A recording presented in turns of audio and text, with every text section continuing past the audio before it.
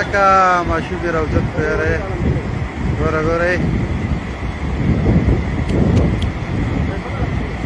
دا یې بل هلته پروت و که نه